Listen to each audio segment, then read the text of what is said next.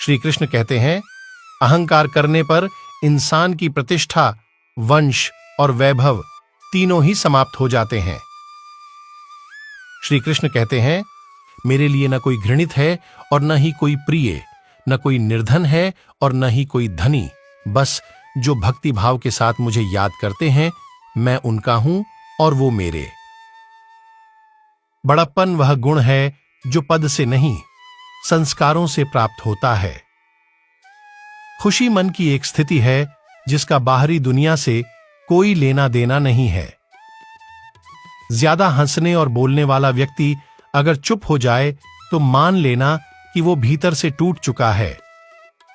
अवास्तविक चीजों को लेकर मन में कभी डर पैदा मत होने दो, वो वास्तविक नहीं है, वह ना तो कभी था और ना कभी होगा।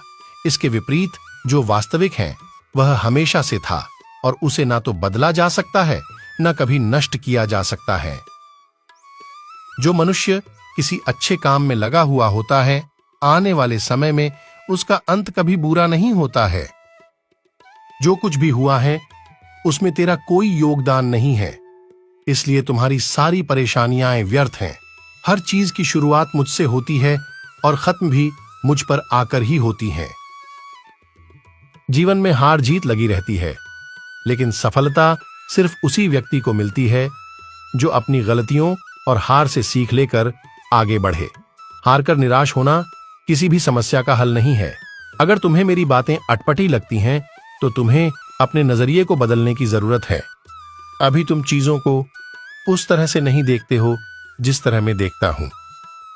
व्यक्ति के जीवन में आए दिन मुश्किल परिस्थितियों का सामना करना पड़ता है। श्री कृष्ण पांडवों को बताते हैं कि हमें खराब हालातों में हार मानने के बजाय उनका सामना करना चाहिए, क्योंकि ऐसा करने से ही हमारे मन में बैठा डर खत्म होगा और जब एक बार डर निकल जाता है तो व्यक्ति किसी भी हालात को सफलतापूर्वक पार कर सकता है। जीवन में कभी भी किसी से अपनी तुलना मत कीजिए। आप जैसे हैं सर्वश्रेष्ठ है।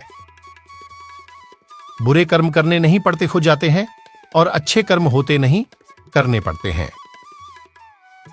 जो अपने मन पर नियंत्रण नहीं रखता वह स्वयं का क्षण क्षण शत्रु बनता जाता है।